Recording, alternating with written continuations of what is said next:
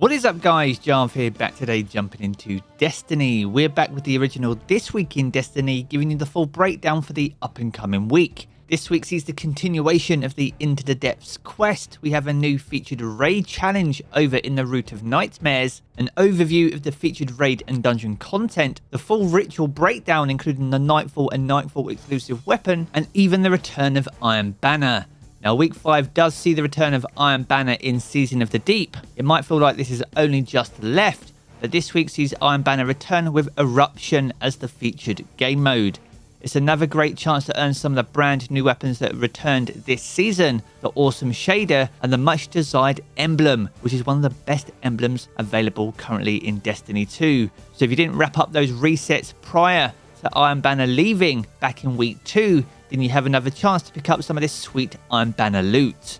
Now, next up, we're going to move on to the featured challenge over in the Root of Nightmares raid, and this challenge is called Illuminated Torment. Now, for this challenge, Tormentors can only be killed by Guardians with the Field of Light buff. Now, thanks to blueberries.gg, there are a couple of ways you can complete this challenge. The first is by having a designated mechanics player to take the moment to kill the Tormentor once they're low health. Now, whilst this slows down the encounter overall, it's a much easier strategy to pull off. The other option is to have multiple members of your team obtain the Field of Light buff, in addition to doing some of the mechanics. This strategy allows players to connect the seeds and do everything as normal, whilst also clearing ads and taking out the Tormentors. There are definitely multiple paths to success, but if you and your team can pull this off, you'll get access to an additional raid chest and also the exclusive adept weapon for the week. This week is the Mikkel's Reverence, which is the exclusive sidearm for this raid. Now, if you are enjoying the video, we make This Week in Destiny each and every week and have been making this for over 2 years.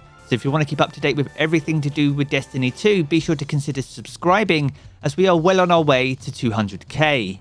Now, next up, we're going to move on to the featured raid and dungeon content for week 5. This week sees us return to the Vow of the Disciple. Now, this launched alongside Witch Queen and shares a lot of similarities with the Root of Nightmares. However, as the featured raid, it means all the challenges are available. Perfect if you're still looking to finish the seal, and more importantly, grind out some of the weapon patterns for some of the best weapons that are available in the game. Rolk will also be farmable, so if you don't have the collective obligation, the exotic pulse from this raid, this week will be the perfect week to get your hands on it. Now, alongside Vow, we also see Prophecy return finally as the featured dungeon. The Prophecy launched all the way back in Season of Arrivals and is still very much a firm fan favourite. Now, whilst there's no exclusive exotic in this dungeon, there are some exclusive cosmetics you can earn by soloing it or by doing a flawless run. So if you haven't earned those, or you're looking to earn some of the weapons and armour in this dungeon, then make sure to jump into the Prophecy this week.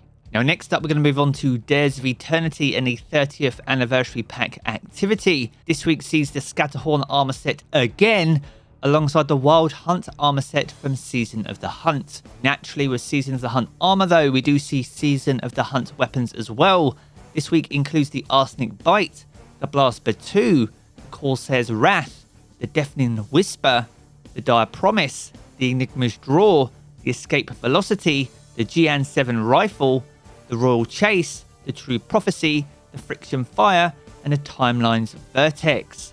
Now, some of these weapons are still well worth earning, things like the Deafening Whisper. If you haven't got good rolls on those, then make sure to jump into Dares, and these can drop during the course of the activity when you complete it by simply handing in strange coins over at the Star Horse over in the Treasure Hoard. Now, from here, we're going to move on to the weekly rituals, and we have a new Nightfall and Grandmaster Nightfall for week 5.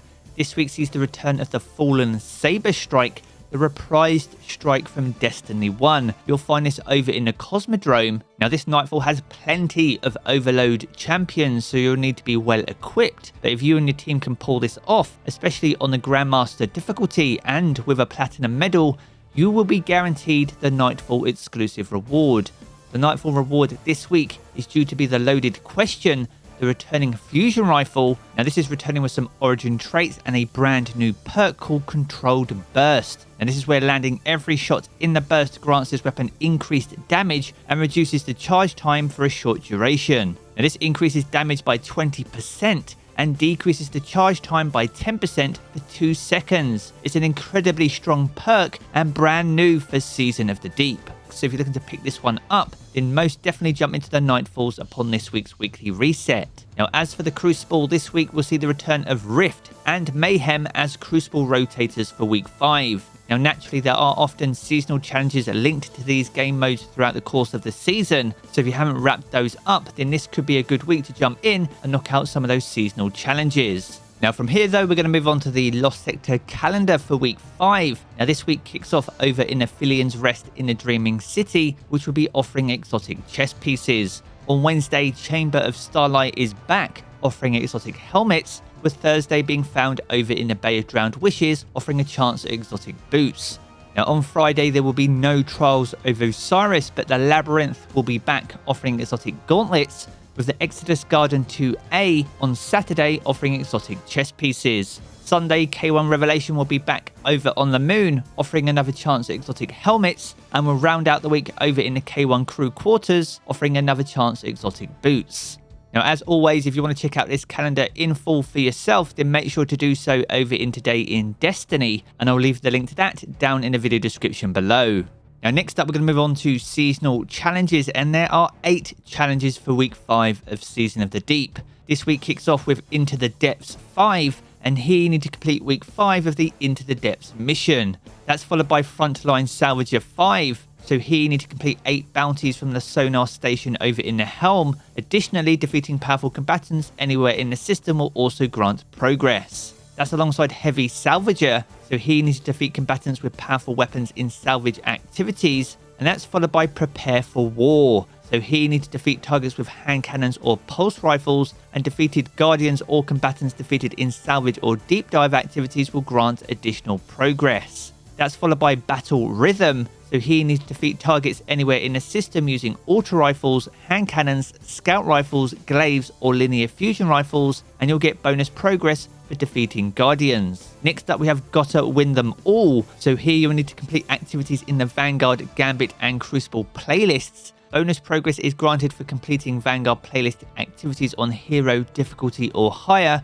or by winning Gambit or Crucible matches. That's followed by Iron Sharpens Iron, and here you need to complete Iron Banner matches and you'll earn bonus progress for wins. And the final challenge for this week is called Flood Tide, and here you'll need to acquire the Last Right Scout Rifle. This is the ritual weapon for Season of the Deep and can be picked up by ranking up any of the ritual vendors over in the tower. Now, all these challenges offer Challenger XP, while some will offer Bright Dust, which will be perfect when visiting tests upon this week's weekly reset.